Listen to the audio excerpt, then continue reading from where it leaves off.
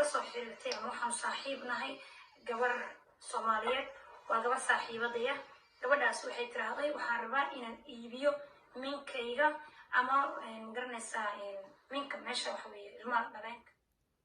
subxaan allah Soomaaliya halkaasaynu maraynaa Soomaaliyey halkaasaynu maraynaa iibinaya maadaama gabdho badan oo walaalada yidhaahdo halka cilada ay ka haysato oo ma garanaysaa guryo badan ay ku burbureen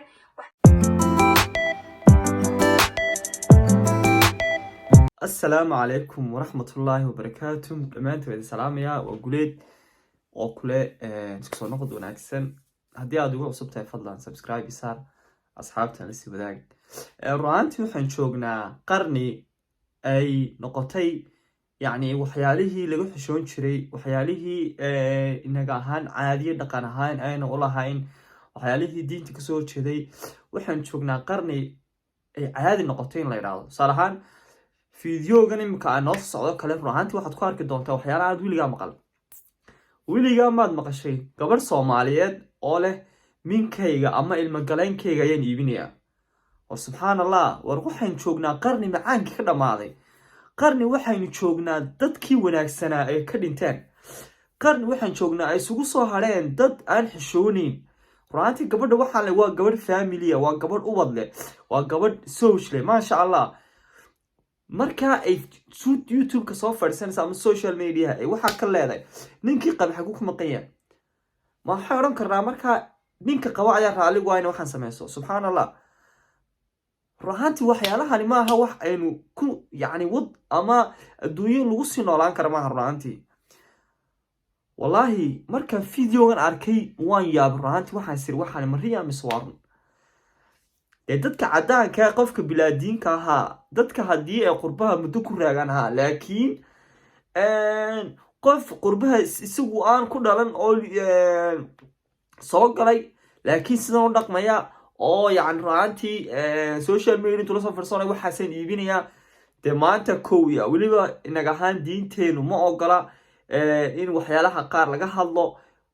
waxyaalaha qaar anigu sheekh mihi ma oran karo waxaas waa xaraani wax laakiin diinteenu ma ogola kow dhaqan uma lahayn deeta gabar soo fadhiista meel inay waxyaalaha ka sheekayso raantii dhaqankii iyo waxaynu dhan bay baabaay marka qurbaha la wadani bal marka insha Allah bal waxaan eegnaa videogan wuxuu noqday videogii ugu waalaa aan arko inta social media isticmaalay bal ayra daawan insha Allah warkii hor war soo dhaaf hadii aad maqli jirtay kalideeda ayaa beeca ama kalideeda ayaan gaday sheekada caawa way ka duwan tahay sheekadan adiga kugu socotaa waxaan kaa codsanayaa muuqaalkan hadduu ku soo gaaro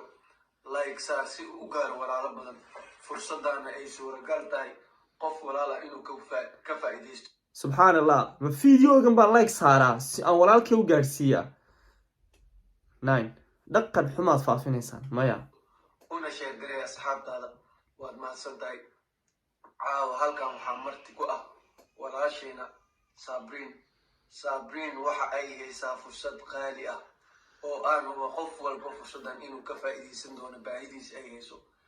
ma maqashay ama dumarka xagga ay ka dhalaan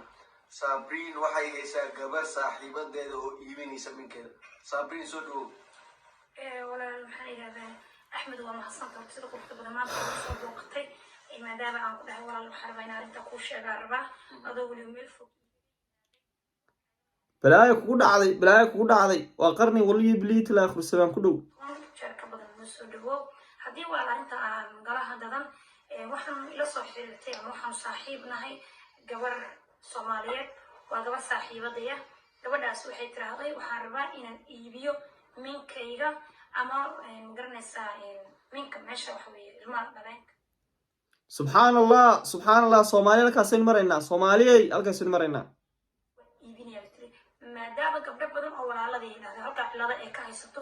oo ma garanaysaa guryo badan ay ku burbureen waxaan diyaar u ahay marka inaan iibiyo minka marka qofka ka iibinayso ma meel qaas uu jooga jiro mise meel kasto isku fahmaan ay suuragal tahay inay kaga iibiso meel kasto ay iskaga fahmaan meel qaas waan iimaan beenlay sharaftu way dhimatay runaantii nolosh lacag bay noqotay subxaanallah ay ugu faa'iideystaan ka baqiilin inaad u sheergarayso walaashaada ey baa tahay ma waxaan sheergareeyaa waxyaalaan xumaantaa sheergareeyaa baster ruuxan gabadha kula soo xiriirtay sidee suuragal ku noqon kartaa qof inay minkeeda iibiso waa meesha gabadha ay uurka ka qaado gabadhu waxay u tiraahda ii sheegeen anaa u baahan inaan caawiya tiraahda gabdhaha soomaaliyeed oo dhan weliba ana markaas balaaya ku caawisay warkii hore war soo dhaaf baa laga hayay nin khadar leydhaa balaaya ku caawisay qofkii lacag haystay tiraahda iyaduna inaan ka iibiyo lacag ilaa ay imisay ku iibinaysaa haddii ay suuragal noqoto ilaan dadka haddii loo bandhigo fursadan qaarkood ayaa u dhib qabo oo muhiim u ah waxay ku tiri ilaa adiga $15,000 ilaa $10,000 waa fursad qaali ah inkastoo haddii si loo fiiriyo dad badan ay la yaabi doonaan keli la iibiyaad arki jirtay balse waxay maraysaa min la iibiyo mar saddexaad subxaan allah subxaan allah subxaan allah subxaan allah sidoo kale halka hoose waxaan kuusoo dhigi doonaa beejka walaasheena si aad ula xiriirtid oo fursadan aad ugu faa'iidaysatid waxaan kaaga mahadcelinaynaa waqtigaaga iyo joogaaga sabri waa mahadsan tahay asxaabtan waxaan rajeynayaa inay fursadan subxaan allah soomaaliyey subxaan allah waxay tiri 15,000 ilaa 10,000 subxaan allah war waxaan joognaa saan idigu soo sheegay duni ay dhammaatay macaankii nuxur ka dhammaaday nolosheedii bay halis u gelinaysaa 10,000 iyo 15,000 dadka qaar baa waxay bishii qaataan 10,000 iyo 15,000 euro ay ku shaqeeyaan bal may shaqaysato bal may wax kala samayso bal maxay subxaan allah meenay mustaqbal iska lahayn gabadhaasi meenay nolol iska lahayn gabadhaasi meenay cidi dhalin gabadhaasi meenay is odhanayn beri ka maalin baad ubad iyo mustaqbal iyo reer yeelan doontaa ma 10,000 euro ma 15,000 euro nafteeda iyo mustaqbalkeedu burburinaysaa wallaahi oo bilaahi oo tallaahi aniga guuleeda haddaan hayo waan siin lahaa wallaahi laakiin runtii waxyaalaha qaar markaad la yaabto waxay noqonayaan wax aanad yacni caqligaa geli karin ninka ama ilmagaleenka runtii waa anigu caafimaad ma dhigto weli sawirkiisana ma arag laakiin sidaan dee markaa iskuulka dhigan jiray dee biologyga iyo waxyaalaha ku dhigan jiray ninku waa wax aada u yar run ahaantii anigu sida loo soo bixinaya ma garanayo laakiin ay khatartiisu badan tahay laga yaabo in naftaadaad ku weydo markaa soomaaliya dunidaasaynu ku noolnahay dunida waxaynu ku noolnahay qofka xubnihiisa xaraashayo gabadhaa waxaa laga yaabaa haddii ay baahi u geyso gabadhaas qabiil bay ka dhalatay qabiilkeeda haddii ay u qayli dhaamiso waxaa laga yaabaa in lacag looma weynayo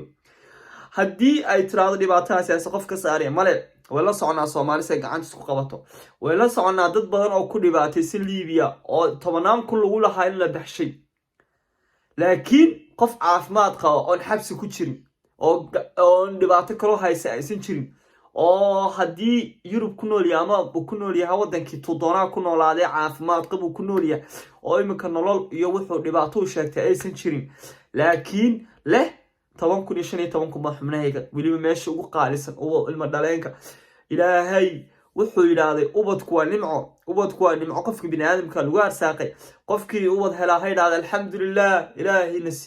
ilaahayna siiyo adigaa mahaddaa iska leh laakiin 15,000 haddii odhan lahayd 50,000 100,000 waxay ahaan lahayd laakiin 15,000 ilmagaleenkaa ku iibso subxaan allah oo soomaaliyay maxaa dhacay hala sheego soomaaliya wallaahi bilaahi dowlad la-aantu dhibaatadaasay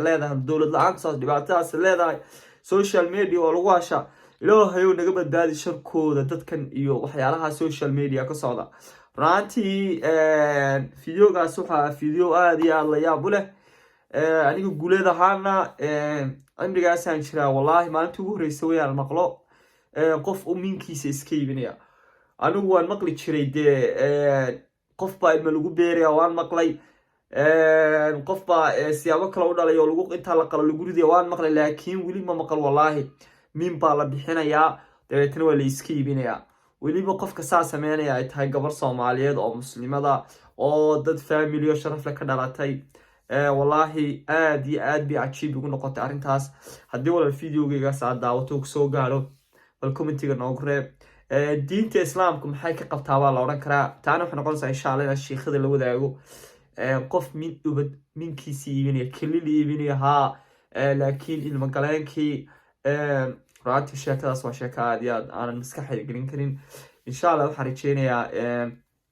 qofkaasi haddii ay jirto waxyaalo ku kalifaya inay dhibaatadaas ay dadkii qabiilkeeda ama reerkeeda u sheegto si 10 kun oo euro lacag maahane hal qof baad bixin karee in la siiyo. wallaahi waa sheeko la yaab leh. waxay noqotay 2022 wuxuu noqday waxyaalo mucjiso isku soo noqonaya inay imaadaan. maalin hore waxaan arkaynay gabadh ilmo dhashay oo ubadkeeda dafirtay subxaanallah. tanna waa tan wax kaloo kale way soo socdaan. marka haddii aad channelkayga ku cusub tahay walaal subscribe isaar asxaabtaada la sii wadaag. waxaa la uga haystaa waxa la yiraahdaa watch time ayuu uga haystaa YouTube-ka. marka haddaad videoga ka heshay fadlan dhammayso isku